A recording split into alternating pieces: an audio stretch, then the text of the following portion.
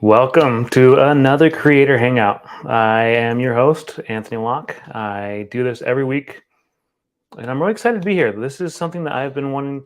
I missed it last week. I thought last week that I just felt like it would be best if I not do the Creator Hangout because of Father's Day. I wanted people to spend time with their family and celebrate the fathers and all the guys in our own lives who've been either fathers or father figures. But just want to say thanks for coming out. I appreciate you so much. This is something I've been doing for quite some time now, and I've come to realize that people expect it and they look forward to it. So I'm grateful to have you here. So let's just see here. We got Nano in the chat. He's part of my mod squad. Thank you, Nano, Luis, for being here. I can always count on you to stop by. I appreciate you so much. Hey, and we got Mary, Sketch My Story. Thanks for stopping by, Mary. I know that you are kind of new to these creator hangouts, and so I appreciate you stopping by. This is going to be a great time. I have a strong feeling about this. And oh my goodness, and we got Gil. Gil is one of my he's one of my VRA fam members, and so Gil, thanks for stopping by, man. I appreciate you. I'm glad to have you here. I know that Gil has been trying to comment on the last live streams via Facebook, but my Facebook was having problems with, and I wasn't able to see the comments. So he said he'd just come over here to YouTube this time. So Gil, thank you for stopping by. I appreciate you. Yep, mod squad for sure. Yeah, I am. This is going to be a great conversation. Short form vertical format video is really just kind of taking off. I gotta admit something really quickly. When TikTok first came out, I was heavily against it. I was not on board with it. I had heard so many different rumors, like how TikTok is dangerous and all this kind of stuff. I was just so anti TikTok. But then I got to really looking into it and really started seeing like how this is just another great platform that you can monetize your content on. There's so many cool features about it, and we'll get more into TikTok here later on. But yeah, I was not a fan of TikTok at first. Like I was just like, I don't know how I feel about this. Like again, I had heard so many different stories, but exactly, go VRA. And so yeah, but short form content in general has really just kind of taken off. Like I don't know about you guys, but I sometimes catch myself watching short form content for like hours on end, whether it be on TikTok, YouTube Shorts, Instagram Reels, Facebook Reels. There's so many different short form content. So I can't talk all this. Sorry. There's so many different platforms that use short form content. It's unreal. And TikTok was the first ones to really start that, in my opinion. And because of them, other platforms like YouTube have really kind of integrated that into their platform. Like they've really been helping me to understand that, like, there's more than just long form content. But Mary just brought up a great content. She said, I saw 600 views on my first animated comic short, but it's been hot and cold since then. I've been doing it for a month now. And see, that's the thing. Mary, I was going to I'll show this in a little bit, but one of my first YouTube shorts, I think it was actually my first one. I posted, I was just talking about Utah sunsets, and this was like a year ago, and how I just loved Utah sunsets. And like within 24 hours, I got like over 400 views. And for a first YouTube short, like that's actually pretty impressive. And by the time it went onto the shorts shelf, it had reached 503 views. But Mary also just brought up a good comment. She said, well, Vine might be considered the OG, but might have been too short. And that's true. I did forget about Vine. Vine, for those who don't know what Vine is, it was a platform that people could share a lot of their content on. Unfortunately, years ago, it stopped. They took it down. And it was kind of a sad moment. And really, when it came down to it, like, and you still see like some Vine clips, you can find them on, via YouTube. I'm sure you can find them on Facebook. You can find them on, you know, TikTok. I'm sure. It was something that was great in the moment, but people were really sad when they stopped, when they took the app down and there was no more. It was really sad. Even I was sad, and I didn't really use it that much. But yeah, Gil, you bring up a good point. Depends on your content strategy and audience, and that's so true. I've talked with plenty of creators who say that they don't really like the short form content. They would rather stick with the long form content, and it really just kind of depends on your viewers. There's a person that's in my YouTube community called Girl with Angie. She has been on my live streams before. She has talked about how she's had a love hate relationship with YouTube Shorts because she didn't like how they she felt like they cluttered up her YouTube page, but also she felt like she wasn't getting enough traction. But the same person has been really successful with Facebook Reels. She was actually invited to join the Facebook Reels creatorship program back when Facebook was just barely starting it, and that was really exciting because she was getting paid for that. And I know of several other creators that have now joined that as well. I'm in the process of trying to get invited to that program, but it's really it's such a cool thing that we have so many different ways we can monetize our content now. Whether it be you are on YouTube, you're on TikTok, Instagram, the options are just limitless, I feel like. But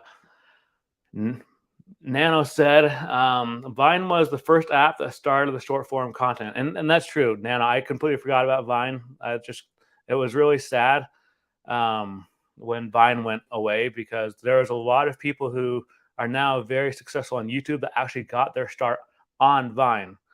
And so that was very beneficial to many people. And even before then, there was Periscope.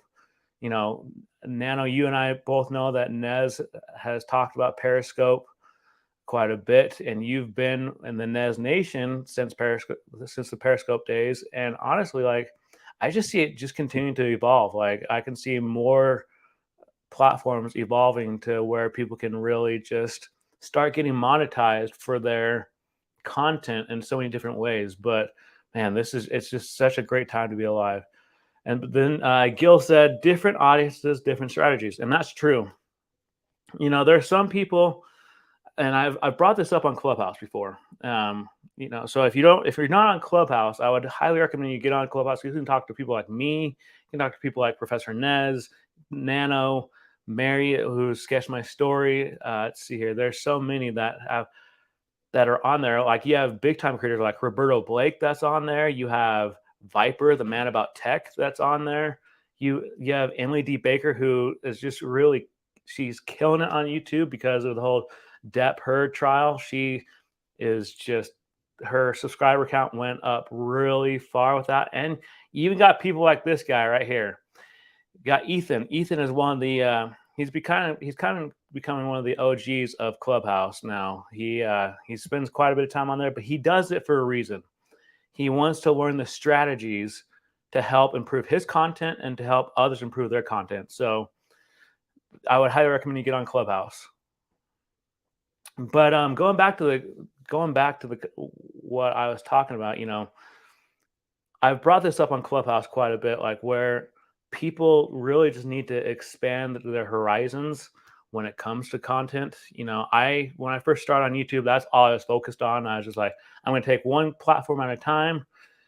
But after watching Professor Nez and talking with Professor Nez and so many others, I've also repurposed a lot of my content to different aspects of the internet. Like, there's a great app that I'll actually just type this in the chat right now. This is a great app that you can use to repurpose some of your long form content, and you can kind of shape it down into something that can be used for like TikTok or Instagram Reels or YouTube Shorts.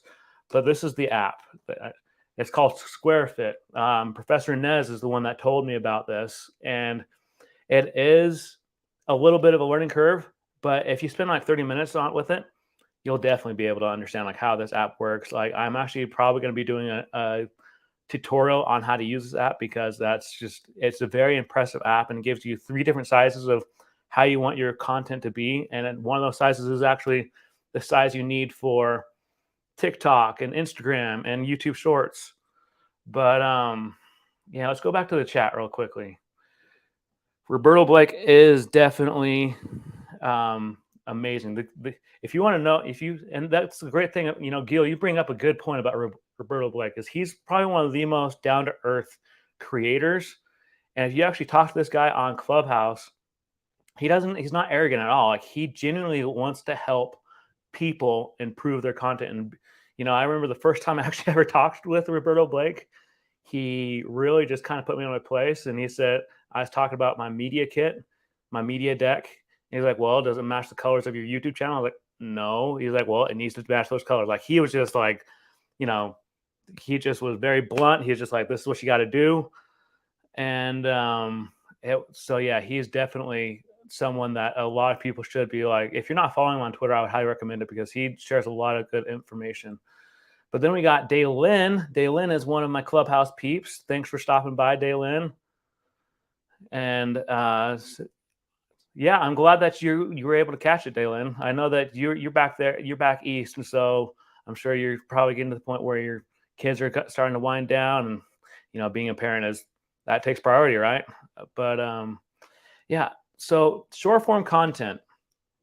You know, the great thing about short form content is that it's not going anywhere. You know, when TikTok first came around, I was like I said, I was one of those that was kind of hesitant about TikTok, because I felt like, it's not really my cup of tea. But after talking with people like Nez, Roberto Blake, Grow with Angie, you know, all these people who do short form content, whether it be on TikTok, YouTube Shorts, or the Reels via Facebook or Instagram, I started to try to give it a shot and really just not necessarily just experiment with it, but really just like put some effort into it. And actually, on Clubhouse, which is there's a room that happens every Sunday night. It's on Clubhouse called TikTok Masterclass, and they give so many just amazing gems. They give a lot of different, you know, amazing advice. And one of the things so last week I jumped on that TikTok Masterclass that Sunday night, and I was able to ask this guy who's a very successful content creator based out of LA. And I asked him, I was like, you know, my niche is photography, videography, and tech. And he's like, TikTok was basically built for photography. He's like, you can just kill it on TikTok if you really put your effort into it. He said you can share, you know, the before and after of photos you've edited and so much more. He just said, like, you just got to really just start putting your stuff out there. And I couldn't agree more with that. But going back to the chat,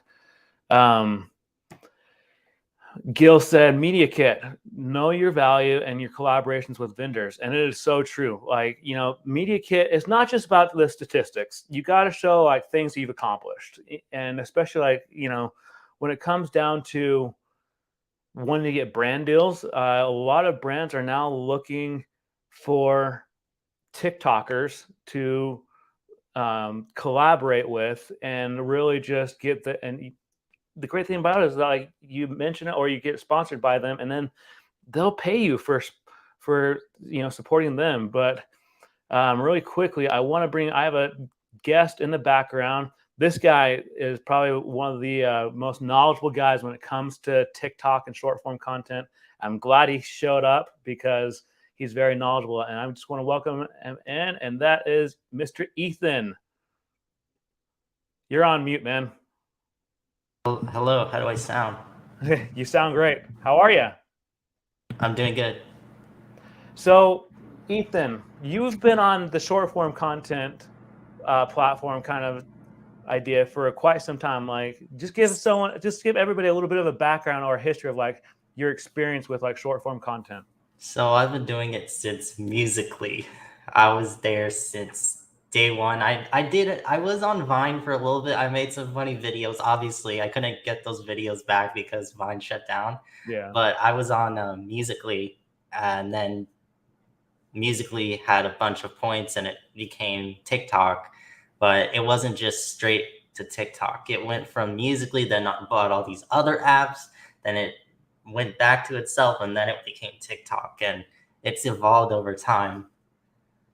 Yeah, and so if you were to get, so let's say, like, so I don't, Ethan, I'm not sure if you heard what I said at the very beginning of this live stream. I said that I was first, when TikTok was first coming out, I was against it. I thought, like, I'd heard so many different rumors about how it's such a dangerous app, and there's a lot of like predators on there, a lot of dangerous things. But then as I started to really kind of use it and kind of see what kind of content people were posting, I was like, this is actually a pretty beneficial app. Like you can create quite a success with this app. So like, what are your thoughts on that? Like how would you dispel some of this miscommunication about TikTok? So what is it called? I actually started on the original TikTok app Mhm. before it was bought by Musically. And what happened was I danced at a hotel to Despacito that went super viral. And what happened was it got millions of views. And unfortunately, I got rid of that account because I wanted my old Musically stuff. And the reason why I did that was because I had a bunch of content and I didn't want to lose it all. Because there was a transition time where Musically was transferring to TikTok. And so you had to go through this like whole transfer process. And like it was like a migration, and you literally had to either give up your Musically account or continue on the TikTok account. Yeah. And so I kept the Musically account because that's like the start of everything. I mean, I wasn't just doing Musically at one point. I was doing Amazon, and then I was doing SoundCloud, and then that's when Musically started. And then I did You Now, and all these like live streaming apps came in the picture. So it was like live You Now, and then Live Me, and then TikTok. I mean, Musically had their own version called Lively, and they were all just like live streaming. Even Yeah. before that was Periscope, but I went on Periscope for a little bit just to check it out. But Yeah, I I was mean, there for Periscope's been gone for a little while now, unfortunately. But like that's like people always hear me and like Nano in the chat. They always hear us talk about like Professor Nez, and that's really like kind of where Professor Nez got his start, was on Periscope. And it's just kind of crazy to see how like you have these apps that are no longer here anymore, like Periscope, Vine. You have apps that have turned into you have Musically that basically turned into TikTok. And it's just so crazy to see, like, because I remember, like, and I'm going to carbon date myself a little bit here, but I remember when I was a senior in high school, MySpace was the in thing. Like, if you weren't on MySpace, you were just SOL. And I remember, like, even going to the library down the street from my high school, and you walk in there and use those computers, and everyone's on MySpace. And now it's just funny because, like, even like last summer, I was running some errands with a family member, and they went into like this craft store, and I just decided to stay out in the car. And I looked to the right of me, um, and there was these like two guys and this girl that they were filming TikToks over in this parking lot. And I'm like, oh man, like, you would have never seen this kind of stuff like years ago, like, and there was like pretty cool stuff from what I could see. Like they were talking about like different cars, the sounds of cars, and it's just impressive. definitely TikTok has innovated the way of everything. To be honest, you can find pretty much anything on the platform. Exactly. I wanted to go back to the chat because Nano said, I sub to your channel now. You're talking in my language attack, as you can see in my name. And and then we got people that are so excited to see Ethan up on stage with me. That's a Clubhouse term for those who don't know. And then, yeah, there was a lot of us that were against TikTok at the very beginning. Like they did news reports like all over the country, like, don't let your kids download TikTok. Like this is such a dangerous app. Like don't let your kids do this. And then Gil said, high tech for your needs. I'm honored to remember only subscribe to a channel you watch, or YouTube will unsubscribe a subscriber. And that's a bummer. And that's so true. Like, and I feel like that's the same way with TikToks. You know, like I don't want someone to just follow me so I can get that 100K mark. I want someone to follow me on TikTok or subscribe to me on YouTube because they're genuinely interested in my content. Like, would you agree with that, Ethan? Yeah, it honestly depends on what your interests are. I didn't get this teaching when I started everything because it was very like new platform. I was even on when there was no music. Like it was just video creation and then the music finally came in, but that took some time. So, it was a blank app, so I didn't really know what I was doing. Yeah, and see, that's the thing is like I remember when I first jumped on TikTok, like I was following like, some other bigger YouTubers that were on there, like, Sean Durris, Peter McKinnon, Lindsey Sterling, all these big time YouTubers. And I was just like, well, this is great, but like I don't know what to even post on this app because like I was so confused by it. And I remember I posted a video on TikTok. It was like my first video. It was of my dog just happy, just smiling and panting. And I did this like funny little song in the background, and people just went crazy for this thing. Like I got like over 1,000 views. I was like, man, that's crazy. Like it seems like everyone's like, oh my gosh, I want your dog. Can I have your dog? Can I please just have your dog? And I'm like, he's my dog. I'm keeping him, but like I appreciated all the likes and everything. But Yeah, the instant gratification with TikTok, that's what everyone wants essentially because they get that instant gratification. yeah. And it's like, not some of these platforms, you don't get instant gratification and you gotta, having good spirits Exactly. And I think that type of people, content. yeah, no, I completely get that. Like some people want the instant gratification, and I'm all about either the instant gratification and also like, the gratification that happens over time. I remember I even brought this up in one of my last videos, that when I was in high school, you couldn't even dream of being a content creator for a living. Like, you were basically taught that you were going to get out of college, you're going to learn some kind of trade. I mean, you're going to get out of high school, learn some kind of trade, or go to like a 4-year university, get a 9 to 5 Monday through Friday job, and then you work that for the next like 40 plus years, and you'll retire, and that's about it. But I'm so glad that people like myself, like you, have kind of broken through that myth of the 9 to 5 and have found new ways of creating a revenue stream of service. And it's just so cool. I mean, guys, if you guys are not following Ethan, like this guy, he has met so many crazy artists out there because you live out in the LA, California area. I mean, he has so many, like he sometimes, not to like throw Ethan under the bus, but he sometimes kind of boasts about some of the people he's met. He'll like change his Instagram. I mean, his Clubhouse photo just to show off like who he's met. We're like, okay, Ethan, we get it. You're a celebrity. You're a TikTok celebrity. We get that. But I wanted to get Ethan's advice on like if someone was just starting to kind of experiment with short form vertical content, like where would you suggest them to start? Like, would you say YouTube? Would you say TikTok? Where would you suggest they go? I would suggest them to go where they're comfortable feeling. Like for me, it's weird to say this, but when I first started this whole thing, I was just doing it in front of my phone. I had the phone and my hand, and I just went like this because it was musically, and everyone was going like that with their phone.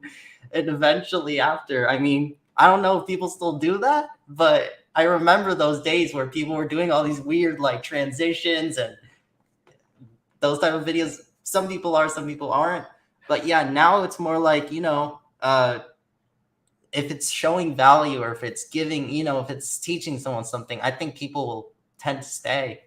Yeah, no, I think that that's so true. Like, I mean, you and we've talked in rooms before about people who post like the same video left and right and how it gets annoying. But I've also brought up in the past, like in Clubhouse rooms, how like when I'm scrolling through like, YouTube shorts, or if I'm scrolling through some other short form content platform, and I see these accounts where people have like basically downloaded clips from like a Marvel movie, like, Iron Man flying through space or flying through the sky. And they just put like music in the background and they're trying to, I think that I've basically only seen it on YouTube. I haven't really seen it too much on TikTok. But then It's everywhere. I've seen it everywhere. People just want the revenue. That's uh-huh. why they're taking videos from other places and then putting on there just to get the money. And I feel like me as a creator, I feel like I'm doing it actually genuinely and making these videos and taking time. Sometimes it takes an hour, sometimes it takes 2 hours.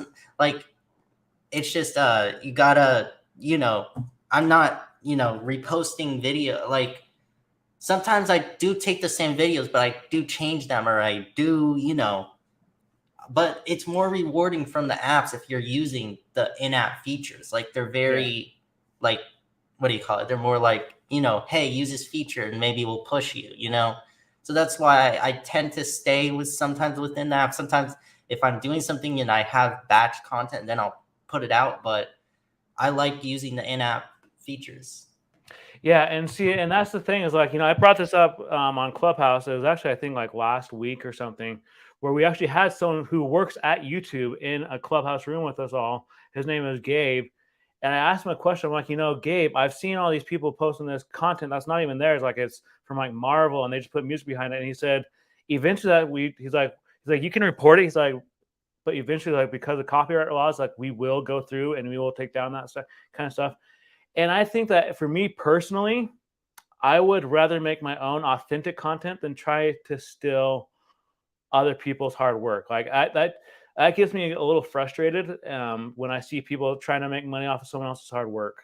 I mean, but imagine these bigger creators like, Charlie D'Amelio and all these bigger creators. They have to deal with that all the time because they have so much content and so much is shared that, people tend to repost things and, claim it as theirs. And if it's reposted, obviously if it has the watermark and it says it's theirs, that's fine. I feel like that's fair use if they're, educating or something. But if they're like, downloading, taking off the watermark and then reposting, that's not allowed for anything. I mean, yeah, it goes against the copyright law. Going back to the chat, so Gil said Lindsay Sterling is exceptional. She's very exceptional. She does a lot of lives on TikTok, and it's really fun to watch her lives because she does like lives with her violin. But then we got Daylin, who's was talking about that Despacio that you were talking about earlier that you did that dance to. And then Gil said, our satisfaction is helping viewers by answering questions and solving problems. It equals out to influence. And then Bobby said, I think that every platform has a certain audience, and he's completely right about that. But yeah, Daylin, we all remember the days of MySpace. Like it was, oh my goodness, the days of MySpace. Like it was just kind of awkward. I just had to throw this out there really quickly. It was just kind of awkward when people would walk through like, do you have a MySpace? You're just like, yeah. Oh, let me send you a request to connect on MySpace. Okay.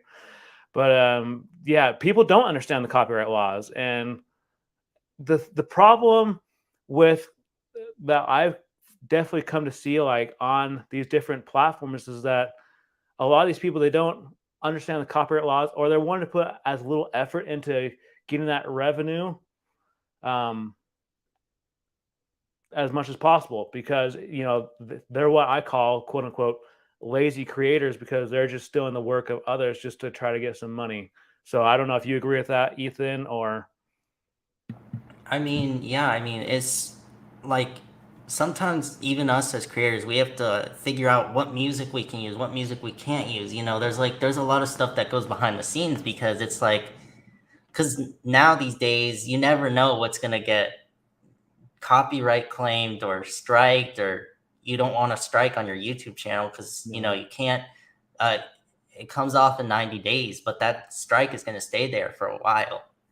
So yeah, and go ahead. And there's copyright claim. There's just a lot of things, and so if you're gonna do shorts or do TikTok or do Instagram Reels, I would keep to the audio libraries they have. I would not use third parties either because you don't know what those rights are licensed to. Like some of the songs could be licensed to only one platform or the other platform.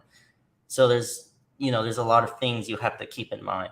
You bring up a very valid point about making sure you use the audio that's in that platform. Because a few days ago, I actually reached out to Ethan via Clubhouse. We were in a room one morning, and then he helped me to learn how to repurpose one of my TikTok videos for, I was going to upload it on Instagram Reels and also on YouTube Shorts. And I remember, like, I used this very catchy, popular song, and I remember I uploaded the song to YouTube, and it immediately got hit with a copyright claim. And so what I did was, and I know that people don't encourage this, but what I did is I took down that video, took it into my W Rush app, and added some Epidemic Sound music. I muted the music from that I used for TikTok and just added some Epidemic Sound music, and it actually didn't get a copyright claim, and it didn't get many views, but it still got quite a few views, and I didn't have to worry about that copyright claim. So that's a very valid point, is that you don't want to, especially when it comes to like YouTube. YouTube's very strict about their copyright claims, and I cannot emphasize that enough, because no one wants a copyright claim. You don't want a copyright strike. I've heard of people getting copyright strikes, and it sucks. Like, just throwing it out there. But going back to the chat, let's see here. Bobby, we would love to have you come up, and we definitely would love to have you come up. And we got another guy. His name is Doug. This is another fellow VRA fam member. I appreciate this guy. He's actually a really cool guy. He's in the photography space like I am. Appreciate you coming by. But then I want to bring up Daylen's comment. So she said, I was intimidated by TikTok for some reason. It's harder for me to create short form content. We need advice from Ethan. Yeah, so what's the struggle with TikTok? Yeah, if you guys have any questions, I mean, there's one piece of advice that I would give anyone. I was actually watching that Girl with Video live a couple weeks ago with Gary Vaynerchuk. They saved him till the very last, because they knew that if people watched him at the very beginning, they just wouldn't watch or attend the rest of the conference. But he brought up something very good. He said, he's like, you need to start trying on TikTok. Like, he basically like emphasized that a lot. He's like, you need to really start making your mark on TikTok. And he said, if you don't know what to post on TikTok, he's like, do a Google search for your niche just type your niche into Google, and you'll probably find some great ideas via Google that you can do that will get you views, that will help you bring in more revenue. So yeah, I mean, is it the filming aspect? Is it the niching aspect? Like, what aspect are you having trouble with? Yeah, so Daylen, if you could post in the comments what troubles you're having with, we can address them and really just try to help you. I mean, I'll be honest with you, for the longest time, I felt like I didn't know what I could post as a photographer, videographer on TikTok, on short form content. But after going to that Clubhouse TikTok masterclass, and this guy giving me this great advice, I was blown away. As he's like, TikTok was basically made for photography and videography. He's like, you just got to start posting. He basically told me, and it's plain simple terms. He basically told me, you just got to start posting your content. Just get it out there. He's like, you'll start to get a following. He's like, I promise you. He's like, you just got to keep posting that content.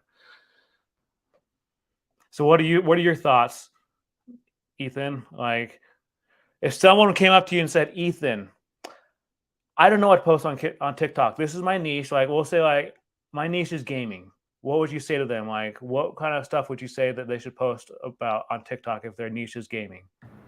So if they're gaming, they should post like content, like clips from their gaming, clips for what they're playing. With vertical content, though, it's really hard for gamers, because what they have to do is they have to edit the game as well, so it's vertical.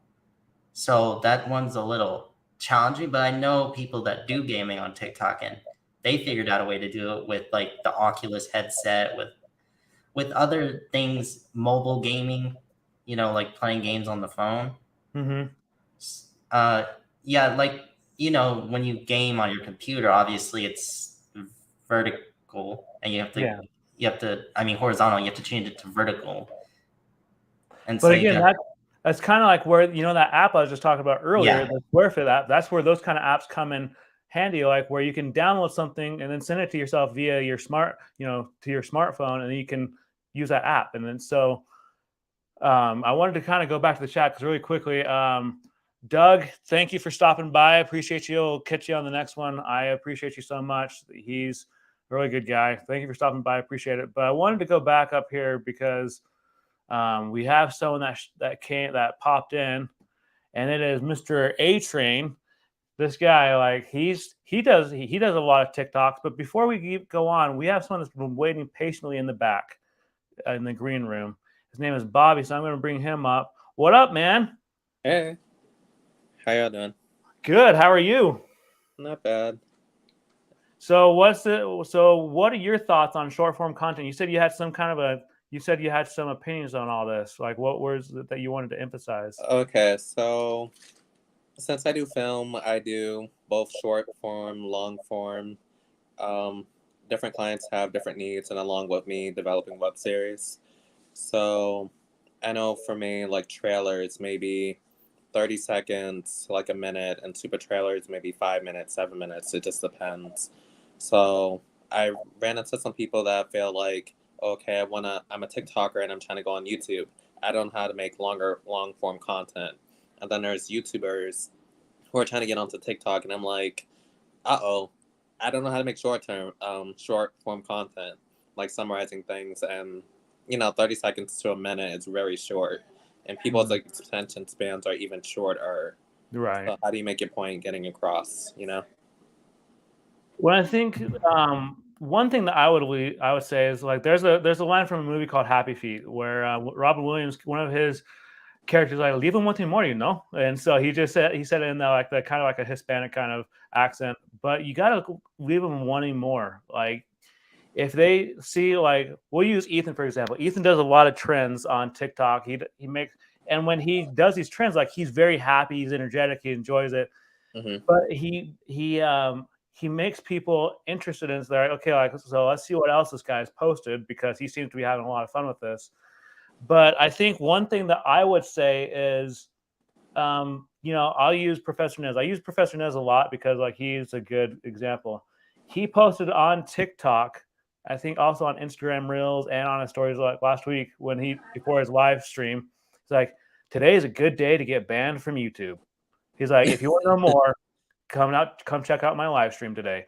And it was that hook, because people are like, okay, like why is he going to get banned from YouTube? So I got to go check this out. Why this guy's saying he's going to get banned from YouTube.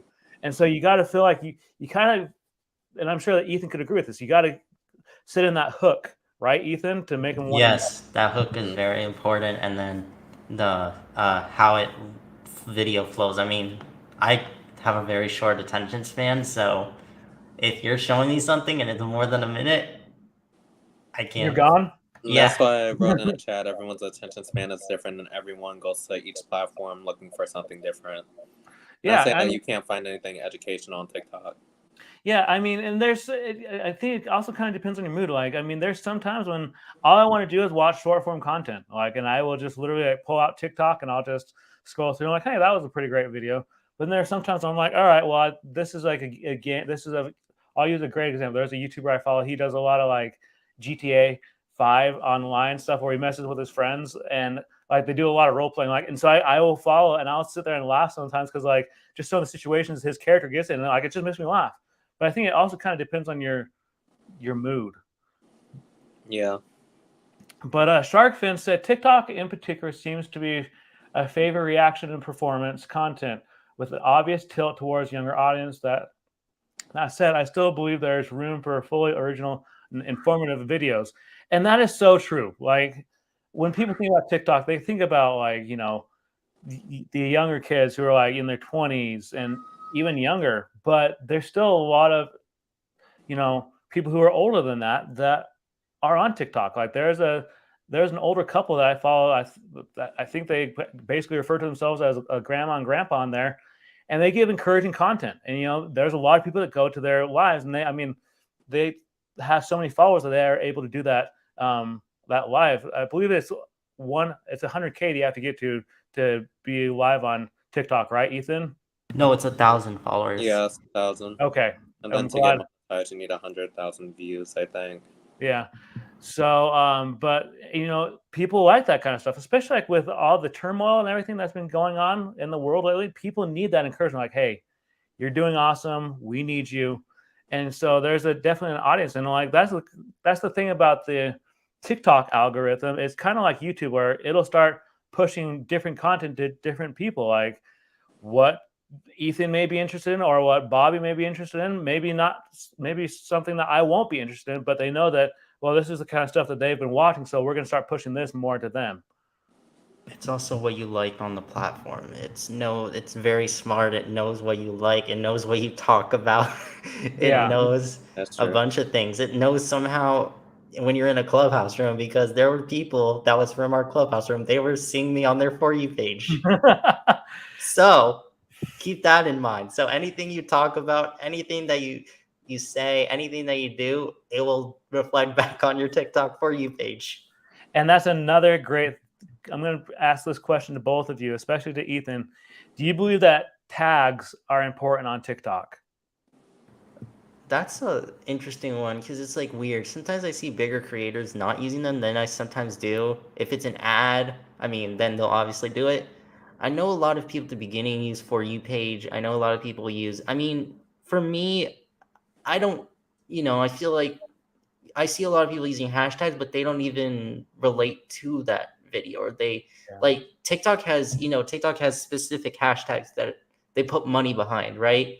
And they're like branded hashtags. And so like, sometimes brands do things on TikTok, and for some reason there's a lot of creators who do these videos and then hashtag that brand, and it's not even relevant to the video. Yeah. And then oh, sorry, go ahead. And then, when I do these brand things, sometimes some brands notice me, like Walmart actually followed me from this, and they actually sent me a gift card. Nice. That's awesome. So you just never know, like with TikTok. Yeah, and I think that you bring up a very valid point. I'm going to get to Bobby's opinion here in a sec, but like I'll use a great example. If someone was just, let's say if someone was just dancing in their video and then they decided to use the tag Mr. Beast, obviously that video has nothing to do with Mr. Beast. And so it's kind of like their what's the term I'm looking for? There's a specific term I'm looking for where they kind of lead people astray. And those are the kind of people that I really get frustrated with, because they're not being honest. They're just wanting that attention, and they know that, oh, well, if I say hashtag Mr. Beast, I'm going to get a lot of people looking up my content, because if I keep doing that, then maybe even Mr. Beast will get, maybe it'll even get the attention of Mr. Beast, and that's just not the case. But Bobby, go ahead. What's your opinion of this? Like I said, it depends.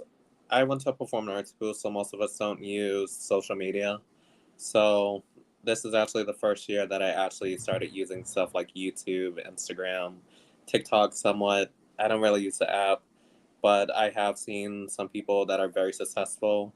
I know for me, some of my videos perform a lot better on YouTube rather than TikTok. It might have a ton of views, but maybe the view duration might be a lot lower versus on a YouTube platform, because you're looking at things horizontal rather than vertical. Yeah. And the way that we're looking at things, like, it's like kind of like when you go to a store and you're looking for a TV. Do you want the smaller TV? Do you want the one that fits your room? Or do you want the biggest one to stand out? So, yeah. And see, Gil in the comments, he just gave a great idea for people. Trailers, great idea to see the concept. And then Angie just threw out a great idea. She said, I like the ones that start and end at the same end, where you are stuck in the cycle because you don't know when to end. Like there's a guy he does TikTok and YouTube shorts where he goes to different Cold Stone creameries around the United States, and he'll start it out at this one point, but then when he ends, he'll end it so it basically kind of loops.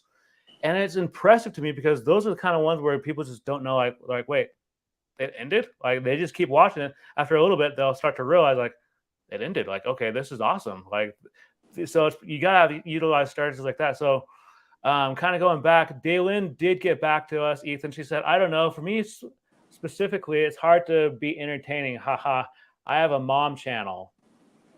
Oh, That is interesting. There's a lot of moms, single moms, people that are married. There's a niche for everybody. Yeah, and she said I just post little pieces of my day. And Daylin, I will message you later. There's a girl that I know. She was in a singles congregation with me before she got married. She is a military wife now. She has 2 kids, and she posts a lot of content. She's gotten to the point where she's actually getting brand deals because she's talking about different things, whether it be like with raising kids or just being a military wife or just being a stay-at-home mom. So I will reach out to you later on, and I'll get you her info, like where her TikTok is. So the 2 YouTubers who do the Subway and the Cold Stone is Dylan LeMay and Malad. Okay, they're sounds right. POV style videos. Yeah, and see, POV style videos are really taking off now. A lot of people like them, but all right, Daylin, I'm going to give you the same pep talk that Angie has given me in Clubhouse. You are unique. You need to say that to yourself, that you are unique and that you can be funny. Anyone can be funny if they really try. And your videos don't even have to be funny. It can just be you just doing ordinary things or sharing your perspective of being a mother of how many old of a child and document that journey. It is a vlog channel, I'm assuming from your username. She has 2 channels, but she's talking about her mom channel. But and then Gil it was clickbait. That was the term I was looking for. You don't want clickbait. Like clickbait is going to end up hurting you on both TikTok, on Instagram, on YouTube. Like, don't clickbait. But so I think a lot of videos are clickbait. From my research, a lot of people don't really hit people's pain points, or they're not doing enough research. People are quick to take other people's concepts and put it on their own platform, saying exact quotes, which is a form of copywriting. Yeah. And again, there's that copyright law that comes into play that people seem to forget about, especially now with all these content platforms. But Sharkfin says, does TikTok allow keywords and descriptions in videos? So Ethan. So TikTok is caption based. So there's no like long description like YouTube. It's just literally whatever. I keep it very short for the description. Like I keep it very short. And then if I do it where I either use a hashtag or I do credit a video, because you can now credit videos on TikTok. There's been a lot of people. This was a long time ago. There were dances stolen from another app that is no longer existing, called Dub Smash. And so people would do the original dances on Dub Smash, and then they would bring them to TikTok. And so that's why now you can credit people, or like that's why the idea now, so people are not stealing ideas. So what they do is you credit the video. Yeah, I don't think a lot of people are doing that. and I'm glad that a lot of people are doing that, because I mean, like, I'm not like, I mean, I can dance some, but like, I don't know, like I would be kind of frustrated if someone stole my content and didn't give me credit. Like if they try to say like, oh, well, this is my original content, like I did this from the get-go, I would say, no, stop right there. This was my content that you just stole the idea from. But it's more of the dance content. Like it's more of like the music content. Well, and I don't know if you guys remember this, but there was a big kind of like a lawsuit going on with the Fortnite dance, because it turned out that like Fortnite kind of stole that dance from someone, and there was like a big lawsuit from what I remember. And I don't know whatever happened with that. Like, I don't know if it was finally resolved, but I don't know if Ethan, you probably remember that, right? This was a long time ago. As I recall, Fortnite now has all the TikTok dances in it. Like Fortnite, what they're doing is they want the creators. So I feel like what Fortnite's best of what they're doing is they're gonna contact these creators who make the dances and then maybe implement them into the game. And so I think that's what they're doing. Well, I think this was before all that came about. And so these creators that were on TikTok, they were getting mad because Fortnite was using their dances without their permission. And I don't blame them. Like, if you spend a lot of time creating a dance and then some other platform or a video game steals your content or your concept, that would make me mad personally. Like that, I would get really frustrated, especially if I spent like 10 plus hours on that dance. Right. Here's my response to that because I'm in the creative space. Doing research. Anything that is not recorded or documented in written text or video format cannot be considered copyright. What's hard with dance is that so many people can do it, and it's hard to monitor like what that is because there's no sound to it other than music. We'll say like Alvin Ailey Revelations. If someone try to steal that or get inspiration from that, we would know because it's so iconic and it's actually been documented, and they have films based off that piece. And I have some friends who have written songs that won Grammys, but not by them, by an artist that steal their music. And there are so many big artists who still work from other people, but people don't sue them until they make a lot of money at the end. Yeah. So it depends. So Ethan, what are your thoughts on that? I mean, yeah, like the music, like there's a lot that goes on in the music world, and it's very like, I don't know how to explain it. Like, there's people who put out work, and then I've noticed artists either Aren't you getting hear credit it, for it. Right? yeah, like there was a bunch of songs that I mean, Like some of even them, remixing, slowing down, yeah, speeding up the space, that's still considered copyright. yeah, Mm-hmm. And you guys bring up a very valid point. And actually, there's a guy on Clubhouse. He comes on from time to time. His name's Two Socks, and he last spring I was in this like Friday night Clubhouse room, and he talked about how Drake stole some of the audio from one of his videos because he does it. Him and his wife do a lot of like they're in charge of like a cheerleading group out there in the East Coast, and so they do like a lot of dances and everything for their cheerleading group does a lot of like dances, like competitive dances for their content, like they repurpose it and everything. But Drake stole some of his content, and so he went on there to Clubhouse like, "What do you guys think I should do?" He's like, because I know this because he played Drake's clip, he played his clip, and it was the exact same clip. Like, and it just kind of made him mad, and we had this huge discussion about how some celebrities think that they're higher than the copyright law and that they can do whatever they want. So, like, what are you guys' takes on that? Like, what would you do if that was you? If you were Two Socks and someone stole a clip from your audio from your. I'll let Ethan go first, and then I'll go like what it would really be like in real life. Go ahead, Ethan. I would, I would try to take action. So you probably get some legal action going with that, Yeah. right? Yeah.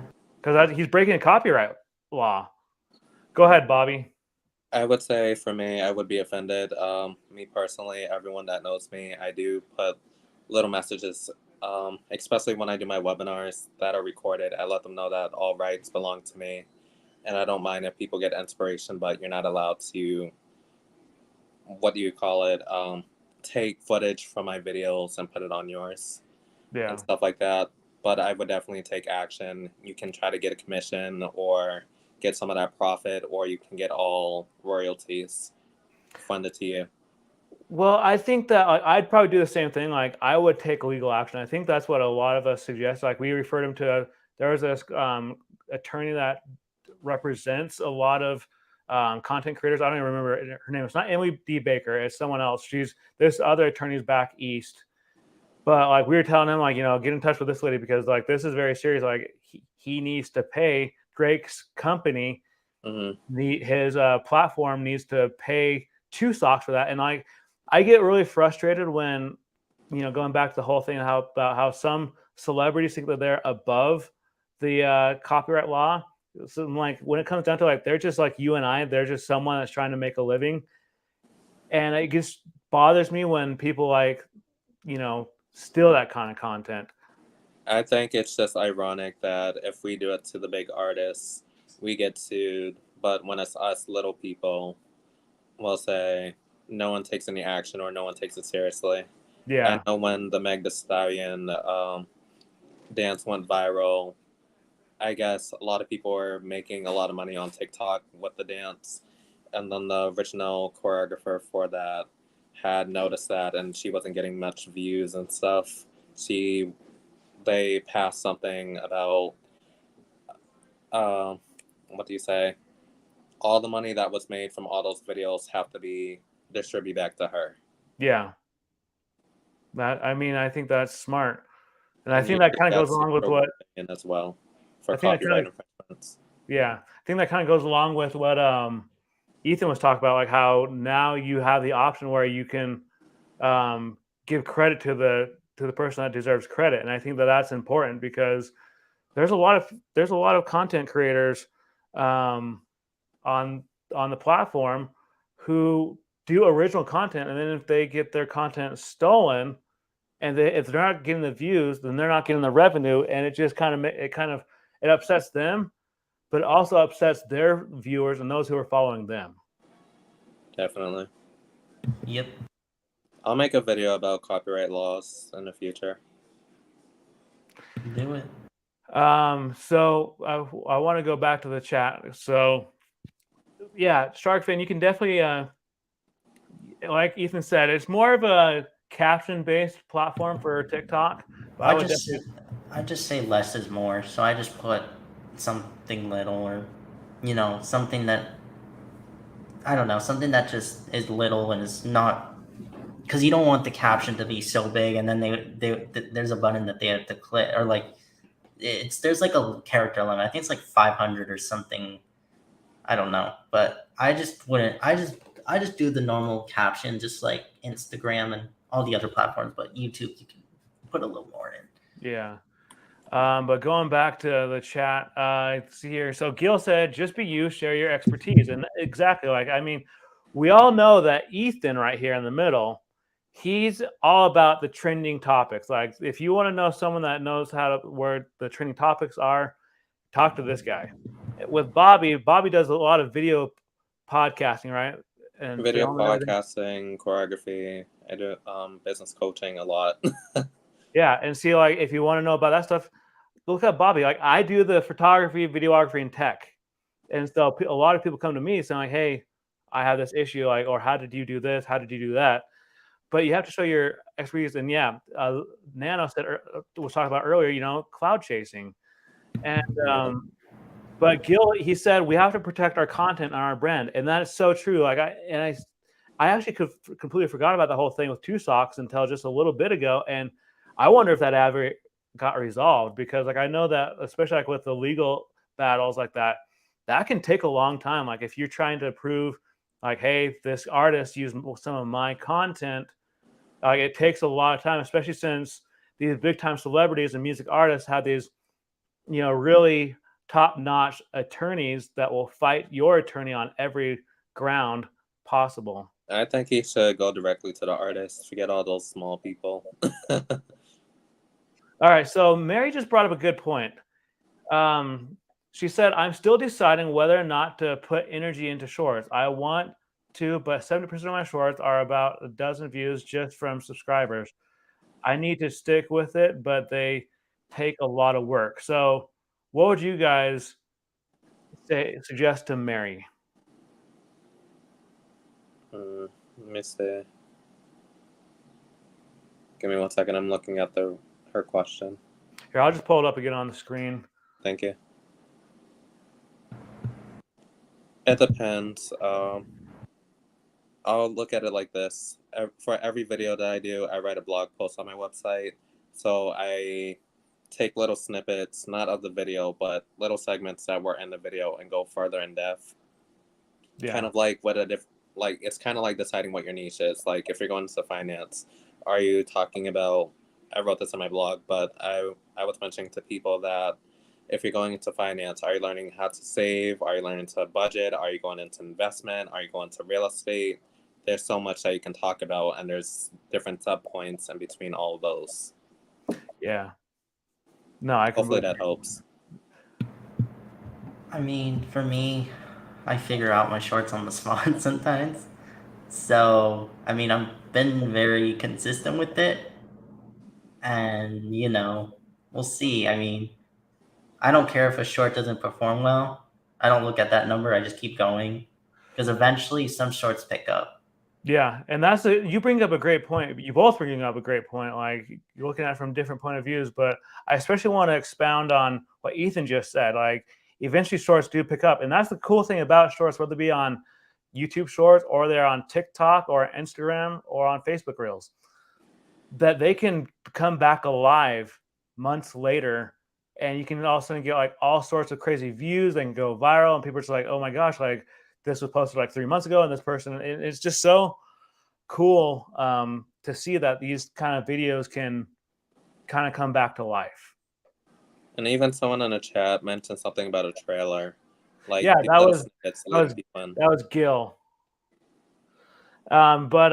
So Daylin said, and for you, it's harder since you have a sketch, imagine, or you could be behind the scenes of you making an hour sketch. And that's a great thing. Like Mary, that's a great idea for you right there. Is like just to show people like this is the process I have to go through to make these and these like long form contents, and people will like, genuinely be intrigued by that. Like I know that I personally, because I draw, I get into that whole kind of stuff. Like I'd be intrigued by that. Like I would want to watch the behind the scenes of that. But then Gil said, stick with your current strategy unless you have time to experiment.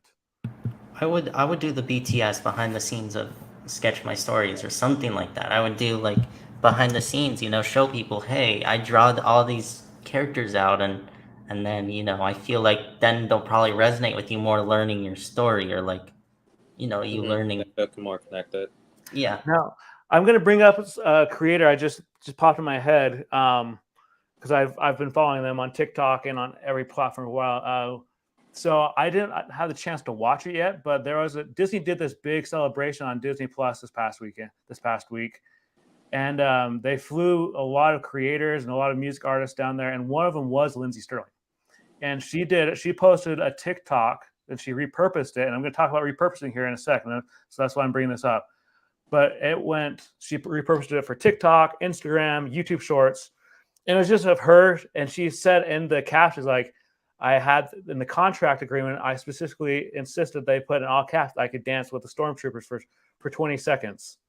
And this thing went viral. Like and it was just her simply dancing with stormtroopers standing in the background at Disney. So that brings up repurposing. Like, how do you guys repurpose your content? Like we'll start with Ethan first, and then I'll go to Bobby because Ethan does a lot of repurposing for his content. So go ahead. Yeah, so if I'm repurposing something, I either have it on my camera roll or I use the Snaptic app to repurpose, and then I change the music, and then also maybe add a little text or add a little detail to it. Okay, go ahead, Bobby. My videos are like on average 45 minutes to an hour and a half. So there's a lot of segments that I can take out of it. Yeah, and I just posted a link in the chat for those who are in the chat. It was actually that Snaptic that Ethan was talking about, and I didn't even know that this even existed. He was actually the one that said, "Hey, you use this to repurpose your stuff." But Ethan, did you want to say something about that? Yeah, so there's one for TikTok, and then there's one for Insta. It's called Snap Insta. Okay. Snap Insta? Okay. Yeah, snapinsta.app. I think. Let me just double check. Yeah, I'm pretty sure everybody has the capacity to make long, short, medium length videos. Like I said, you just need to know your audience and build a relationship with them. And you'll be surprised how many people may be interested.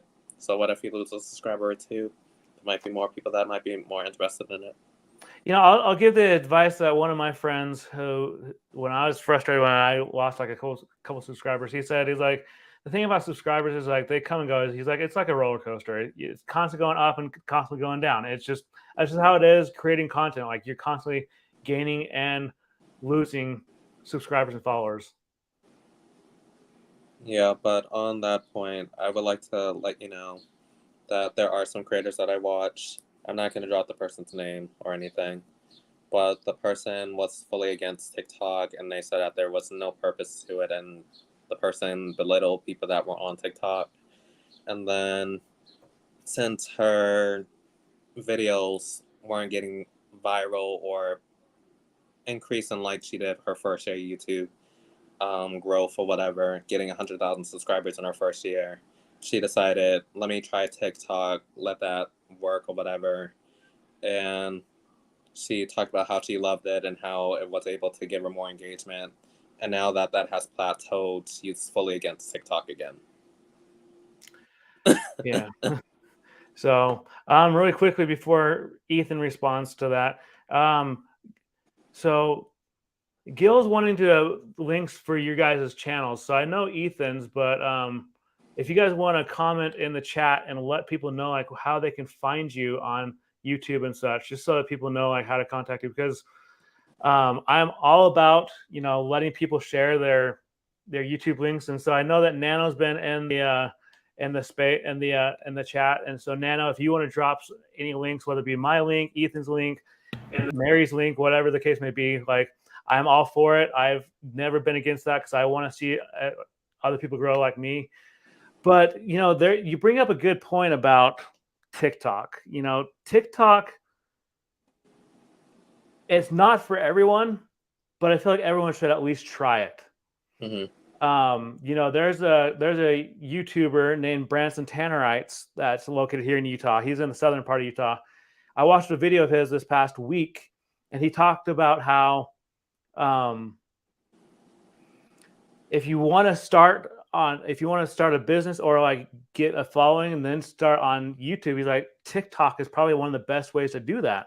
He's like, because you can start gaining the following, start to gain the following on TikTok, and then your followers will follow you to YouTube, to Instagram.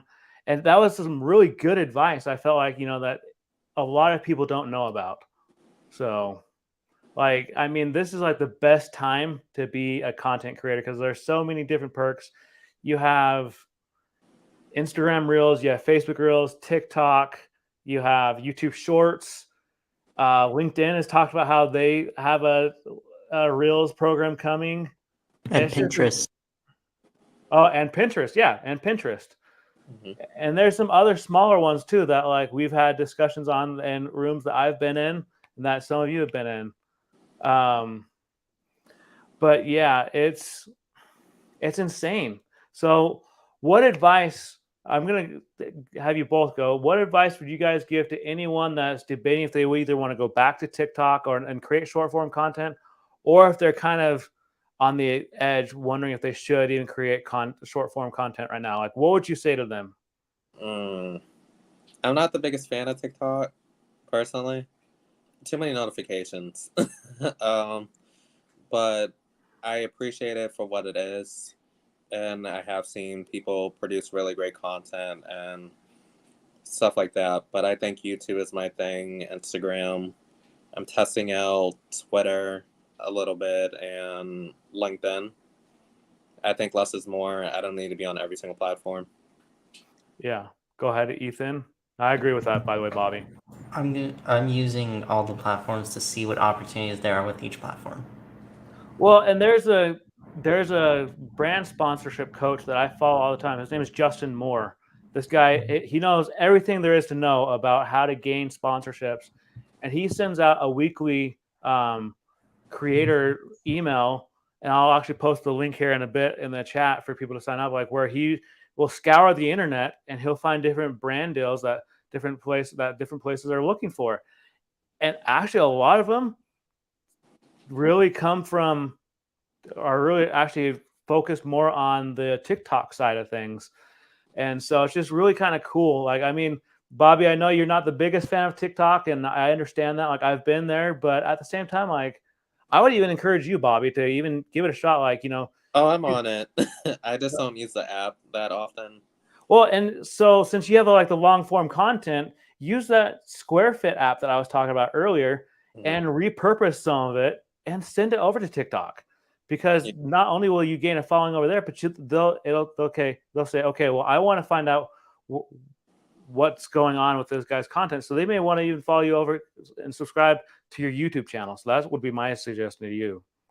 Yeah.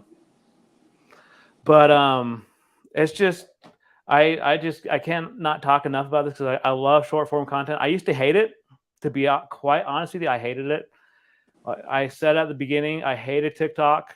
I thought it was probably one of the stupidest apps. I was even on that trend of like hashtag delete TikTok, that kind of trend train or whatever. But then as I started to explore it and see like that it was actually not what I thought it was, that it was kind of like it was kind of the exact opposite. I was like, okay, well, this is actually a pretty decent app. So Yeah, I'm pretty much using mine for like behind the scenes or navigating people to my website. I think that's my main focus right now. well, and and that's the thing is like, Bobby, you brought up something. You don't want to stretch yourself too thin. As content creators, we all know about burnout. We know that a lot of people, they do get burned out, whether it be on TikTok, or on Instagram, on YouTube, whatever the case may be. But I do want to bring up something, and this is something that I've talked about with Ethan before, is that TikTok is becoming more and more like careful with what kind of media content they allow on their platform. There's been several content creators on the platform who've had to start new channels because TikTok deleted their first channel, and they were really upset about it. And sometimes it was a wrongful termination, but sometimes it was a needful termination. So I think what I'm trying to get at right now is that you have to be mindful of the content you post on any platform, because there was a question that I'll bring up here in a sec, but what would you do if Nez actually brought up how one of his TikTok accounts was taken down. He talked about this like about a month or so ago, and he was really frustrated and mad because like that's just that much revenue that him and his wife lost. That they were just kind of just came out of nowhere. And there was a TikToker that I've been following for some time. His TikTok name is Creating Wonders, and he does like daily reminder kind of videos. And his account was suspended for like a week because apparently there's something going on, some kind of content that they didn't agree with. But he got it back. But there's also some creators on the platform who didn't get their channel back. Like it was permanently deleted, and they tried to appeal it. And TikTok like, well, we appreciate your appeal, but it's still gonna be deleted. It's gonna stay deleted. So I can answer that one. There was something that happened on Instagram and Facebook, I think, and everyone went crazy because it got shut down for like maybe like a few hours to 12 hours, and everyone's like, I have to push out these sales, I got to do this, I got to do that, and people were just getting anxiety. And it's like people are becoming really addicted to the social media instead of them taking full control. Like there's ways that you can navigate through and market people, maybe market to your small audience that you have on your website. Don't just rely on just one platform. yeah, Navigate to other platforms as well, because what happens if YouTube shuts down? and you bring up a good point. But Ethan, you look like you want to say something. I'm going to ask this question. Yeah, so with regards to all the stuff happening with TikTok banning and all that, it's an AI trip up. I'm noticing that happen a lot where people are getting banned for no reason. Like, I've been banned from live from 4 months because they thought I was underage. Yeah, that took 4 months because it was a pandemic. There was all these other things to keep in mind. But right now, that's been a common trend for some reason. The AI just trips up and notices something in a video or something that you didn't even do, and it's detecting something, but they don't really know exactly what it is. And it's like, it's common for this to happen because it's AI based. And so a human has to go back in and look and see if you are actually breaking the rules or not. Yeah. And So, so I mean, the support is very, like, you have to really, I was able to get accounts back, but it took process, and there's a whole process to it. so you both bring up a great point. And I kind of want to, and that is that, the algorithm does mess up, like whether it be on YouTube or on TikTok. But Bobby asked a question. He brought up something that I'm going to ask a question about. And it was actually a question I saw from vidIQ. It said, the question was on their community post, on their community tab, on their I won't say TikTok, their YouTube channel. And it said, if YouTube was to shut down tomorrow, where would you go? So my and website, I get a lot of traffic on there. And yeah, so you got your website, but they also mentioned like so the options they gave were TikTok, Instagram, or these different platforms. And so like that's a question that everyone has to keep in mind. Like YouTube may not always be around. Like we've all been in rooms before on Clubhouse where we've talked about that kind of thing. Like where what if YouTube was to shut down tomorrow?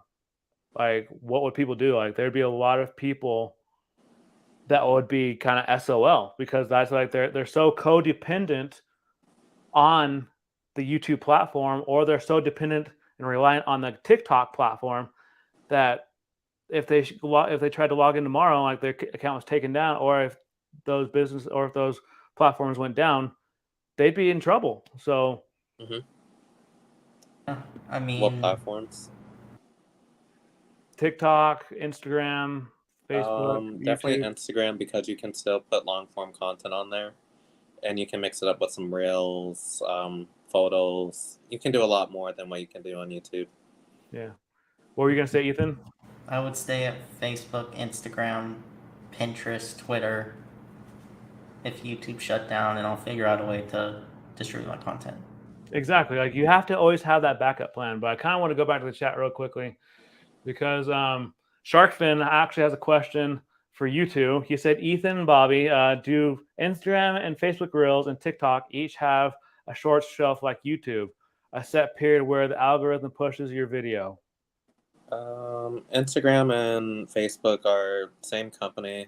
Anytime when you post a reel or not a reel, what do you call it? A story. It pops up in your Facebook feed. Sorry, I'm trying to get all the terminology right. And then there's also Facebook Watch. I know that's trending right now for long form content. A lot of podcasters are on there. People who do web series like me are And on there. the Explore feed is basically the shelf. And you can sell products as well.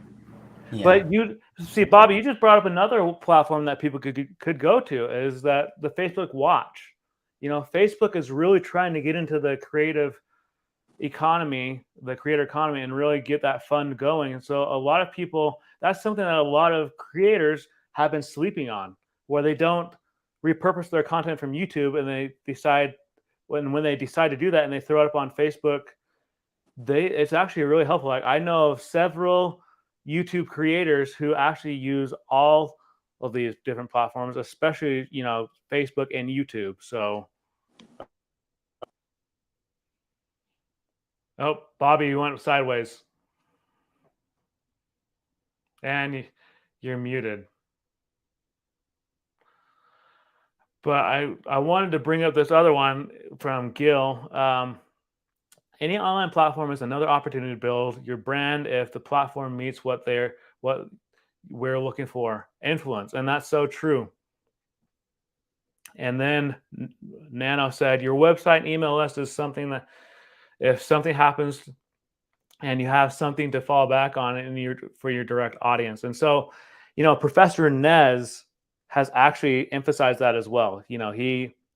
He's stressed the importance of having that email list. Bobby, you just started an email list not too long ago. I'm in the process. I've been saying that for a while, but I really am in the process of trying to get an email list going. But Ethan, how do you feel about email lists? I have an email list through my Instagram that people can sign up for, but I haven't really used it like that, but I have one. Well, I mean, I think that given the circumstances, I think that people who are watching this, whether it be on the live or on the replay, we really should be trying to utilize every creative outlook.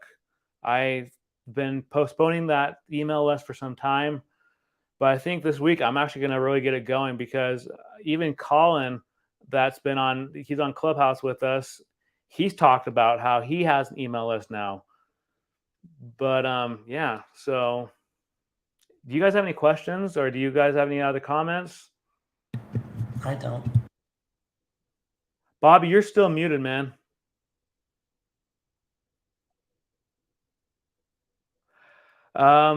Try to exit and come back. But I think that a good question that I would ask, especially you, Ethan, is what would you suggest if someone was wanting to get onto TikTok platform? Should they just throw up random stuff, or should they try to niche down? I mean, when I started, I didn't niche down because, I mean, we weren't taught. So, I mean, now in these days, people are niching down and people are figuring out what they like to do. Yeah. Are you able to? I'm back. There you go. I was gonna say I am running a promotion right now. I'm trying to get people who are subscribed to the channel or new to subscribe to my channel that if you recommend 5 people, I will give $5 off for my next webinar that I'm hosting. And I think the next webinar is on finding your niche. And I'll be talking about the importance of when should you niche or niching down, or it's okay to explore. You know, Yeah. I'll be answering those 3 type of pain points. No, I agree. I think that you have to have those incentives. But one thing that I wanted to say before, because we're coming up on the hour and a half mark here in about 10 minutes or so, is that TikTok and Instagram have both started to institute this. And I hope that YouTube eventually starts to institute this as well, even more if they haven't already, is that people have an option to where they can buy from you as a creator via Instagram, via TikTok. You know, Ethan, you talked about those shark slides that you got a few weeks ago. Yeah, that was from an ad. There is shopping on TikTok, but you have to have a business account. And so there's differences with the business account than a normal account, which Yeah. you don't get the trending audio. There's stuff that same thing with business with Instagram. Yeah, so you have to. I guess you have to kind of pick your poison, right? But I think that my thoughts on the whole short form content is, number one, if you're thinking about starting a content creator, starting to get into the whole content creation space, just jump in. You know, one of my mentors, Sean Cannell, he always says, punch fear in the face and hit record. And that can be on any platform.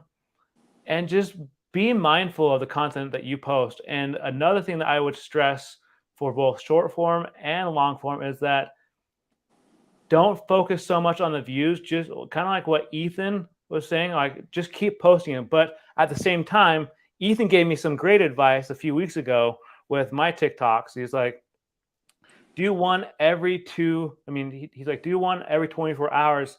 So you let the algorithm really push your video out. You don't want to over bombard the algorithm with, you know, short form content after short form content, that it'll just not be in your favor. So Sharkfin said, to niche or not to niche? That is the question. Sharkfin, you know better than that. You know. I mean, I joined when there was no niches, okay? I joined when, at a time, the niche was lip syncing, dancing, comedy, any art type of situation. I'm trying to think what else.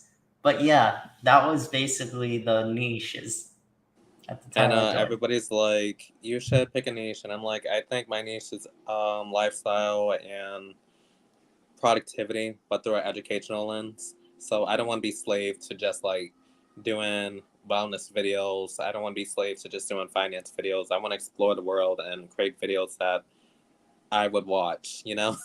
Yeah.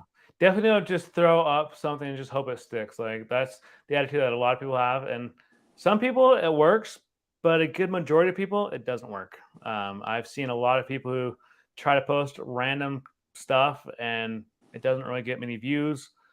Or like, I think when it comes to short form content, I wanted to bring this up, is when people, like, especially on the YouTube shorts, when people have a picture of a cat saying like, hit the like button if you like cats. That's right. I'll subscribe. Like, I just think in my mind, like, you got to be more creative than that. Like I'm sorry, but I think the issue with shorts right now is there's a lot of I'm checking my analytics. There's a lot of people that are watching my shorts, but they're not subscribing. So yeah, that's why a lot of people are trying that technique. Do you guys think that eventually YouTube will monetize the shorts? They do. They do, but it's a shorts fun. But it Well, like no, but do you think eventually they'll add it into the whole monetization process of entering into the YPP? It's always going to be separate because it's a different type of audience, and there might be a Yeah. different team for both. No, I completely agree with that. Like, but that's just a question that a lot of people have brought up. Like, does this, like, especially like being a member of VRA, like we have a lot of people in that Facebook group. They're like, oh, well, YouTube Shorts don't count for the monetization. I'm like, no, I'm sorry, they don't. And so they get really frustrated and they get turned off from them. I'm like, but it gives you a chance to earn money while you're still trying to get into that YPP program. I think what pisses people off is that just because you got money one month doesn't necessarily you're gonna get money the next month. What the Yeah. shorts. Exactly, and that gets people mad. Like I know that I used to get really mad, like when I wasn't, because I used to focus so much on my analytics. And I used to just check my views and everything. But I'm to the point now, like where I'll post a short, whether it be on YouTube or on TikTok or Instagram, wherever I post it, and I'll just go on. Like I may come back like later on in the day and see like how many views I've got or anything. But when it comes down to it, like I'm just more focused on producing good content. Mm-hmm. Yeah, no judgment on if you're doing long form, short form, or somewhere in between. Do what's best for you. If it becomes overwhelming to you, check out for a couple weeks. Just reset and yeah, just be yourself. Yeah. And Gil just brought up a good thing: research before you record. Exactly, you got to research before you record. And then he also brought up analysis paralysis, and that's true. Like I was in that TikTok masterclass last week. I said in the comments in the chat, I was overthinking the whole short form content thing. And really, when it comes down to it, you just got to hit record. Find something that's trending, and if it's in your niche, utilize it to your best ability. Yeah, this was a good conversation. I appreciate you guys. So with that being said, I haven't had dinner yet. I'm kind of hungry. same. I'm going to go ahead and end right here. If you guys want to check out these two, their links are in the comments. I want to give a huge shout out to both Ethan and Bobby for coming up on this creator hangout. You guys rock. Like, I cannot say enough. Like, and really, if you guys are not on Clubhouse, you are watching this live or on the replay, jump on Clubhouse. We're all on Clubhouse. We have fun. We give great advice. We'll do channel audits. We'll do YouTube channel art audits. We do everything we can to help you to be a better creator. And if you're new to this channel, hit the subscribe button, smash that like button, because it really helps out the algorithm for my channel. But really I look forward to doing this every week. We do this every week on Sunday, 5:15 p.m. Mountain Standard Time. So just kind of adjust it to your time zone. And with that being said, do you guys have any last comments before we end? Nope. Thank you all. Thank you for having me, and follow me at B Perry Films on everything. Exactly. And with that being said, do not live in the past, but instead live for the present and the future. We'll catch you guys next time. Peace out. Peace out.